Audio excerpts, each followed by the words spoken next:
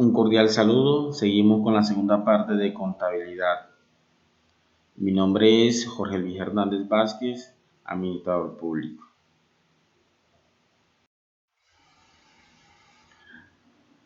Las NIF, Normas Internacionales de Información Financiera. Estas son unas normas internacionales creadas para estandarizar y crear un solo lenguaje transparente a nivel global. Estas NIF corresponden a un lenguaje general de toda la información financiera. Las NIC, Normas Internacionales de Contabilidad.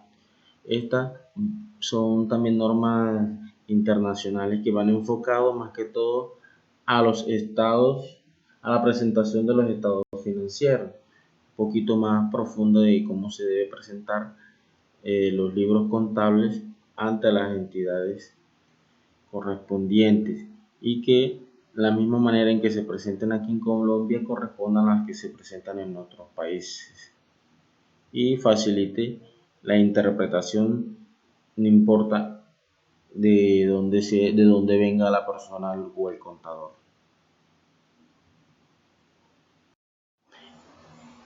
En nuestro país teníamos existentes 40 normas, de las cuales se suprimieron algunas y quedaron 25. En la presentación tenemos una columna donde está el código de la norma y del otro lado de la columna está la temática de esta norma. Reforma tributaria. La reforma tributaria es un estatuto tributario o una norma nacional en la cual el Estado indica de cómo se van a recaudar y a distribuir los recursos captados por la nación.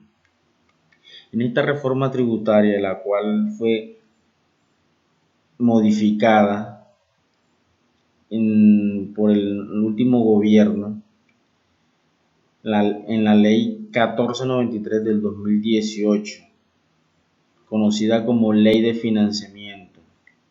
En esta se modificaron algunos impuestos, como el impuesto sobre las ventas, conocido como el IVA, que pasó del 16% de algunos productos al 19%. Algunos productos se incluyeron en la canasta familiar, se incluyeron con IVA, otros se exceptuaron. Impuestos sobre las rentas personales y las personas naturales. Se modificaron los regímenes para las empresas y para las personas naturales. Impuestos al patrimonio.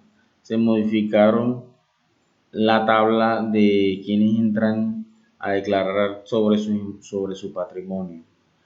La normalización, un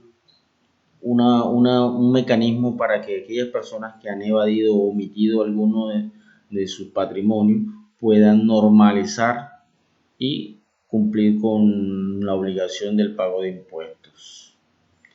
Entre otros mecanismos de recaudo de impuestos que tenía el país, que también están como el impuesto al consumo de bienes inmuebles, que es por la venta de algunas propiedades, dividendos, que son las utilidades que recibe el Estado por parte de los dineros que están depositados en las cuentas bancarias del Estado. Y otras más, esas son básicamente las más comunes y que podemos encontrar en nuestra vida cotidiana. Información contable. Cabe aclarar que a partir de la implementación de las NIC, este término de contabilidad ha sido modificado por el nombre de información contable. A partir del momento ya debe llamarse como información contable. Información contable, igual que lo conocido como la contabilidad, vincula todo registro u operación financiera dentro de nuestra empresa. Y con la aplicación de estas normas internacionales, lo que se busca es que en nuestra información contable no se escape y no quede por fuera ningún tipo de actividad económica, para garantizar la transparencia de la información y que al momento de la toma de decisiones puedan tomarse decisiones más concretas y concisas, efectivas para el rumbo de las empresas. Cualidad de la información contable, aquello que conocíamos como contabilidad. Tiene algunas cualidades como informaciones comprensibles, informaciones útiles, informaciones pertinentes, informaciones confiables y informaciones comparables. En informaciones comprensibles nos dice que debe ser clara y fácil de entender. O sea que cualquier persona de cualquier país que maneje el lenguaje contable puede interpretar nuestra información financiera. Informaciones útil, pertinente, debe ser pertinente y confiable. ¿Qué quiere decir? Que aquella información, aquellos registros contables nos puedan garantizar la veracidad de la información, que no exista ningún registro por fuera dentro de nuestra información financiera. Información pertinente, que en el momento que cualquier persona de la empresa, funcionario, gerente o ente de control desee verificar o revisar cualquier información de nuestra información contable, la pueda tener a la mano y en tiempo real. Información confiable, que esos registros contables puedan garantizar que la información es veraz, que no dé duda o cavidad a la desconfianza y que la toma de las decisiones con base a aquellos registros puedan ser con objetividad a lo que realmente está registrado en nuestra información contable. Información comparable, preparada sobre las bases uniformes. Quiere decir que nuestra información contable es igual de confiable y oportuna, tal como puede ser en nuestro país como en otros países, porque se maneja un lenguaje uniforme, global. De hecho, por eso se llaman normas internacionales, que lo que nos garantiza es que existe un estándar, un lenguaje igual para todos.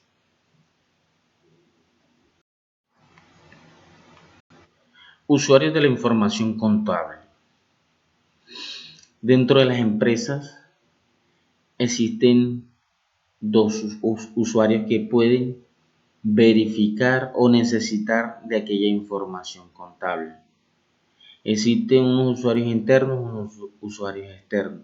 Los usuarios internos son aquellos que pueden solicitar y necesitar o requerir de manera inmediata la información contable, como son los socios, accionistas, el gerente, quien dirige el rumbo de la empresa, la junta directiva, quien toma las decisiones más importantes de la empresa, los empleados y los sindicatos, que pueden solicitar esta información para ver las utilidades y poder de pronto exigir algunos derechos o beneficios dentro de sus labores. Y existen otros usuarios externos que pueden solicitar la información periódica, por ejemplo, el Estado, para ejercer la verificación o control de sus recaudos o el pago de los impuestos.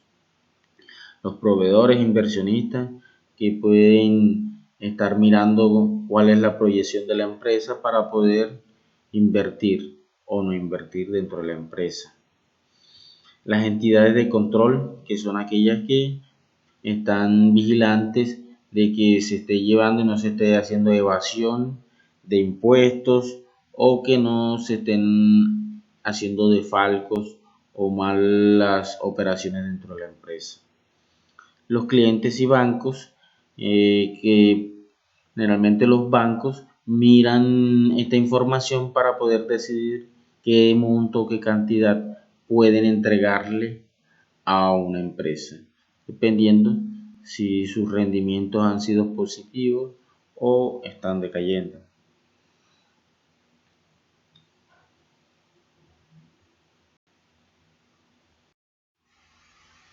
La cuenta T. La cuenta T es uno de los mecanismos más importantes para registrar las operaciones contables.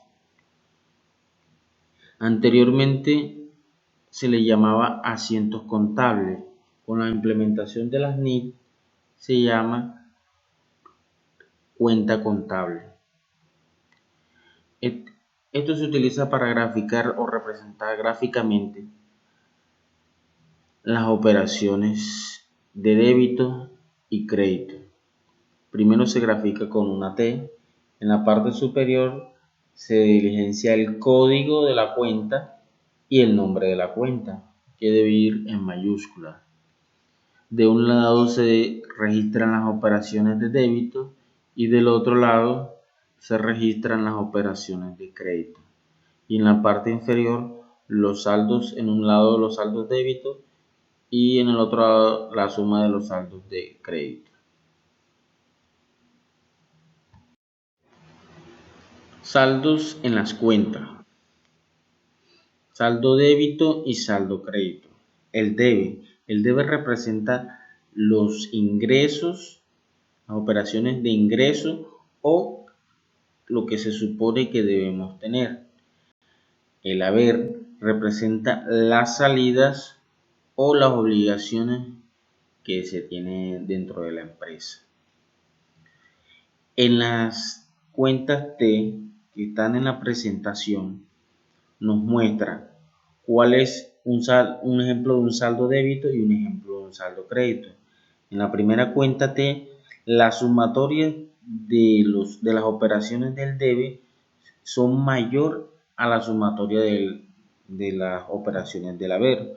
Por lo tanto, esta cuenta T se reconoce, o esta gráfica se reconoce como un saldo débito. Cuando sucede lo contrario, que la suma del debe, sumatoria de las operaciones del debe son menor a la sumatoria de las operaciones del haber, se conoce como saldo crédito.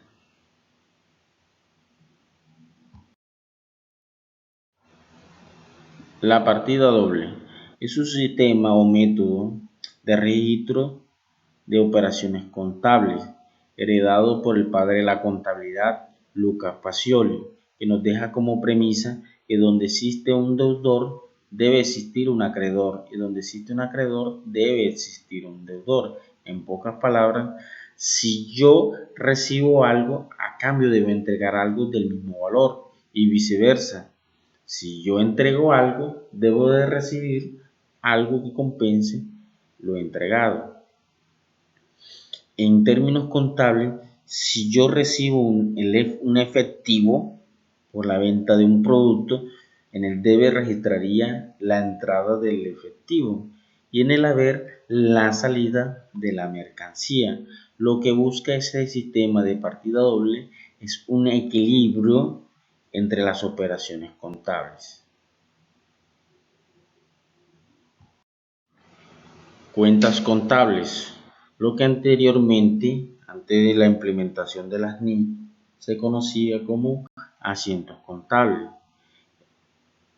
Estas cuentas contables son todas aquellas anotaciones de cada movimiento financiero que se ha realizado dentro de una empresa, cuyo registro debe tener unas características fundamentales como son la fecha de la anotación, o sea, del día que se realizó la operación contable, el número del asiento contable que corresponde al consecutivo de cada operación contable realizada, la cuenta que interviene con su respectivo código de denominación, según lo que nos indica el PUT, el código que corresponde a la clase o a la denominación de la cuenta, si es un activo, si es un pasivo, si es patrimonio, en fin. Importes asociados a cada cuenta señalando si son cargos o abonos. Esta indicándonos si aquel registro contable debe ser diligenciado en el debe o en el haber. Breve descripción de la operación es la descripción de la operación que se realizó. Si por ejemplo fue una venta, fue una compra o fue un gasto, en fin, de acuerdo al movimiento que se haya realizado.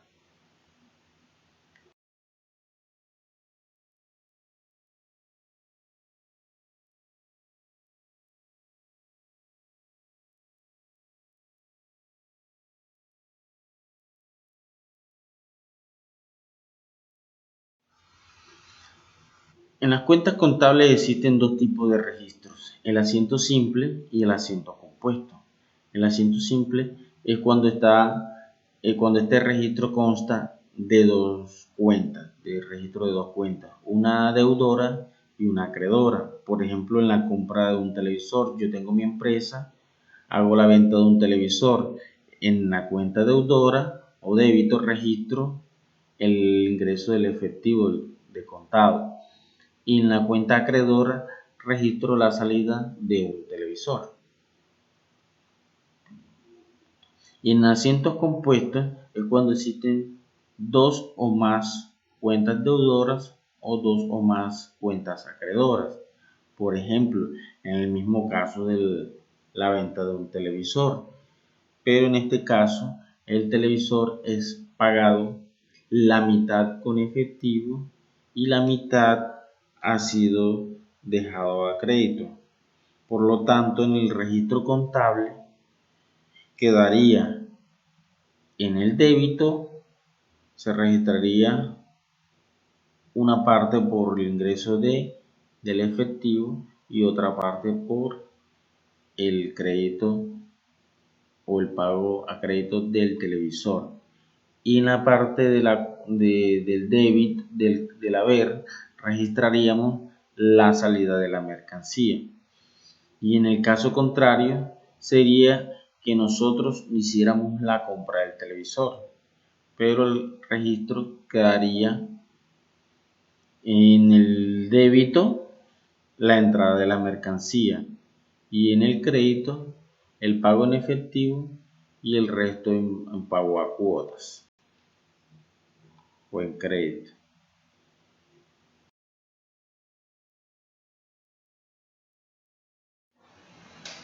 En esta presentación tenemos graficado un ejemplo de asiento simple y un ejemplo de asiento compuesto. En el primer ejemplo tenemos asiento simple donde se ve registrado dos operaciones de dos cuentas, donde una afecta el débito y una el crédito.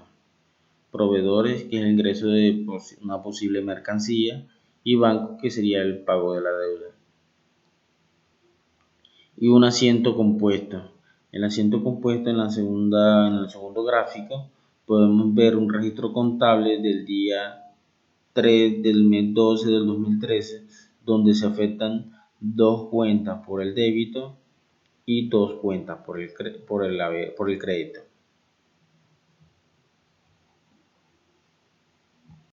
La ecuación patrimonial es la base con la cual se fundamenta el sistema de la partida doble y también nos permite medir los cambios y variaciones del activo, pasivo y patrimonio.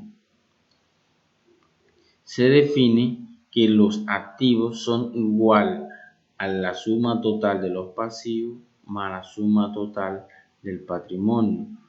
Puede existir la variación de que los pasivos son igual a la suma total de los activos menos la suma total del patrimonio.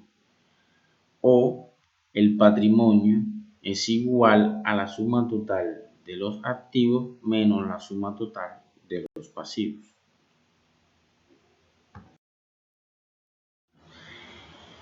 En el siguiente ejemplo podemos darle interpretación a la ecuación patrimonial.